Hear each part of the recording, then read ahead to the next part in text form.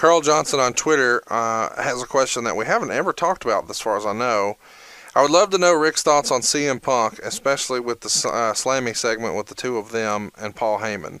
So we can talk about the Slammy thing, but we've not really talked about your thoughts on CM Punk, the performer, his move to the UFC, any of that stuff.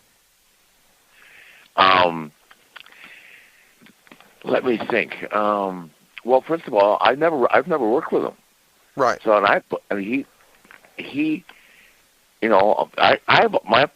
the deal. I've always gotten along with him, and you judge people about how they treat you. I never had any problems with him. I never worked with him, and I thought he was a good performer. Yeah, I don't know if I'd call him great, but I thought he was good. I think you guys did like a big 8 or 10 man tag once maybe, but nothing that was like just you two really getting after it. It wasn't really that type of match as far as I remember.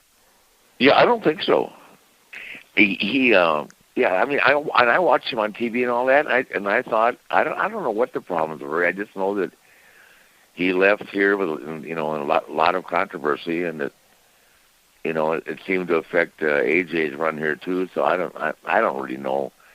There's so many sides to these stories. I just know that Hunter is arguably my best friend alongside with you, and I can't see Hunter doing anything to hurt anybody. And I know Dr. Amann. I can't see Dr. Amann doing anything to put in someone in a position to get hurt. So right.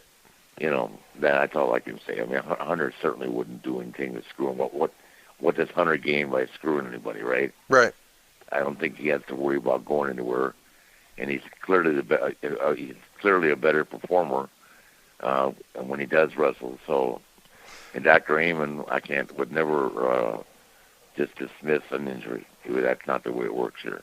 Worth mentioning too, Rick, because you were going to get some comments when you said, why would Hunter want to hurt anybody?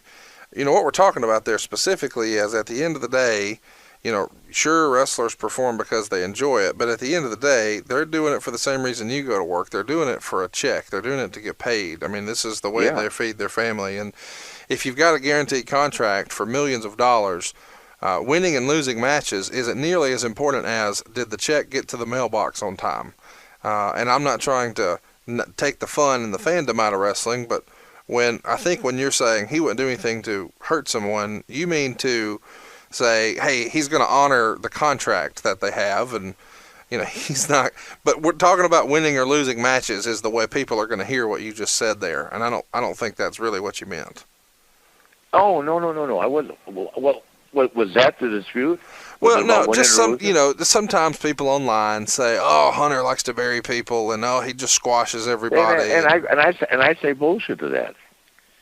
He don't bury anybody. Why? He doesn't have to. It makes no sense. Anybody to think it out, okay?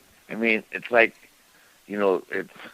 Well, when he was a performer, perhaps, because now everybody's jockeying for the same position. But now that he's part owner of the damn company, it's different. Like, at my job, I employ people. I don't want one to do poorly and one to do well. I want everybody to do as good as they can because that's better for the overall company. Yeah, he's in a different position now. Of course, we all, when we're working, we're all trying to be the best. But, if you are the best, all you got to do is go out in the ring and be the best. Does that make sense? Absolutely. Nobody can hold back your talent if you're in the ring. If someone said, well, I'm not going to give you a chance to get in the ring, then they're holding you back.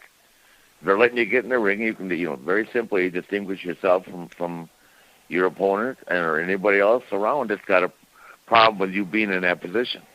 Does that make sense? Absolutely. Yeah, no, I know. I don't even know what the beef was about, but it wasn't about winning. It was about winning or losing. I didn't know that was the question. I just thought that it was more about him being injured and them making him work. Does that make sense? That's what I had heard. Well, that is part of it, and part of it, I think was, he really wanted a main event of WrestleMania, and there's nothing wrong with having goals in wrestling and aspirations in wrestling, but I think he felt like he had been passed over, where, he was not pushed as the marquee guy and was not in the main event and was looked over. But even though it's like a cliche now because it's been used on television a lot, Vince tries to put together WrestleManias that are best for business, and he's proven to do that even when sometimes the guys are difficult to do business with, like going way back in time, Roddy Piper or Ultimate Warrior or whoever those guys, and at times Shawn Michaels was very difficult to deal with. But he did that because he thought, hey, this is what's best for business. This will generate the most interest, the most revenue. He's going to consistently try to put out cards that do that, not just necessarily cater to some individual's aspirations or goals. Yeah, I mean, most definitely. I mean, he's all about making money. I mean, if I'm going to look at the big picture of Vince McMahon, the thing that I have struggled with for years is he forgives everybody. Right. I mean, and that hence the saying is that what's good for business. Okay. I would have had a very difficult time forgiving the people that were trying to close down the doors of the WWE, but he just he rolled along with it and just said what's best for business. So, but a lot of people wouldn't take that attitude. I don't think you'd have that if somebody opened up across the street from First Family Mortgage and tried to shut you down. But I mean, you guys probably wouldn't be at the Rosa's Cantina having a beer.